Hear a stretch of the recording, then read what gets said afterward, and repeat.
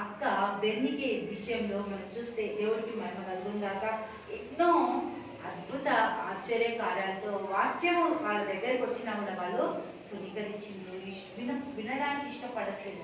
బెర్నికేకి ద్రుసిల్లాకి అస్సలు పడదట. ఎందుకు పడదంటే ద్రుసిల్లా చాలా అందంగా ఉంటుందట. దేవుడికి స్తోత్రం. ఆ అందం చూసి ఈ బెర్నికేకి అసూయ వచ్చేదంట. ద్రుసిల్లాతోటి అస్సలు తను ఏ మాట కూడా మాట్లాడేది కాదంట. ద్వేషం పెంచుకుంది. ఇద్దరి మధ్యలో ద్వేషాలే, దూరం అయిపోయిన బంధాలు, అక్క చెల్లెని భావం బంధం ఏమి కూడా లేదు. దేవుడికి మహిమ కలుగును గాక. హల్లెలూయా. వీళ్ళు జీవితాలు మార్చుకుంటారేమో అని దేవుడు చూసి ఒక అవకాశాన్ని ఇచ్చి పౌలు భక్తుని పంపిండట.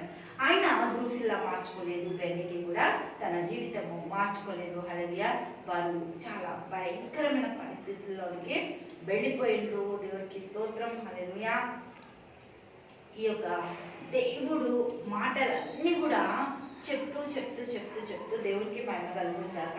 దృష్టిలో యూదురాలు కాబట్టి లేఖనాలన్నీ పసిగట్టి చదువుకొని పెద్దల పరంపర ఆచార ప్రకారం వాళ్ళు జీవించవచ్చు.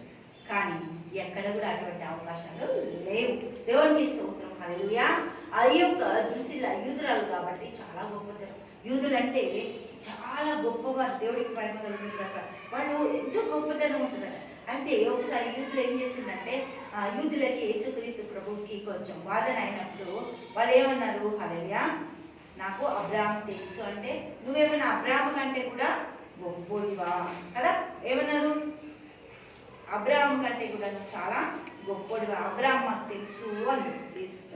నాకు తెలుసు అని అంటే అని నీకు నిండా కూడా ఎంత లేమన్నారు, 50 సంవత్సరాలు కూడా లేదు. చూద్దాం, యోహాను సువార్త 8వ అధ్యాయము 56వ వచనం. మీ తండ్రి అయిన అబ్రాహాము నా దినంలో చూతునని మిగుల ఆనందించెను, అది చూచి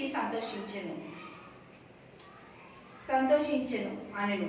అందుకు యూదులు, నీకు ఇంకను 50 సంవత్సరములైనను లేవే, నీవు అబ్రాహామును చూచితివా అని ఆయనతో చెప్పగా, యేసు, అబ్రాహాము పుట్టక మునిపే నేను ఉన్నానని మీతో నిశ్చయముగా చెప్పుచున్నాను.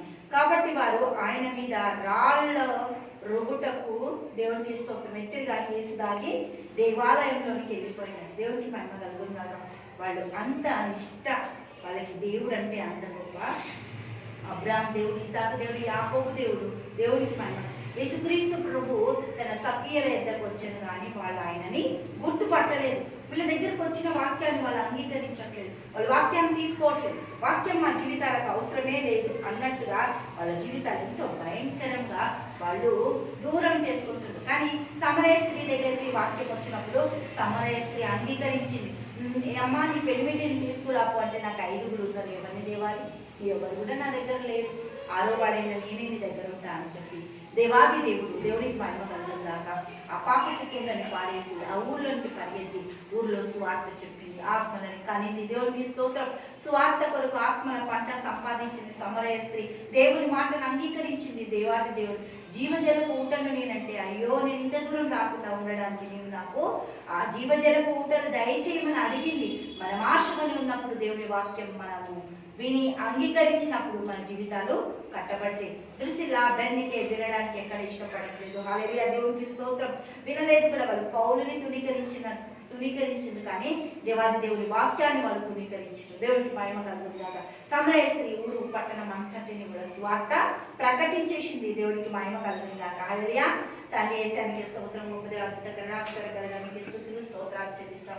అన్ని రంగాల్లోని బిడ్డలను ఆశీర్వదించి దీవించి సహాయతనిచ్చి నీ కృపాని కనికరం దయచేస్తుంది. వాళ్ళ స్తోత్రాలు చెల్లిస్తుంది. యేసుక్రీస్తు నామములో ప్రార్థిస్తున్నాము తండ్రి.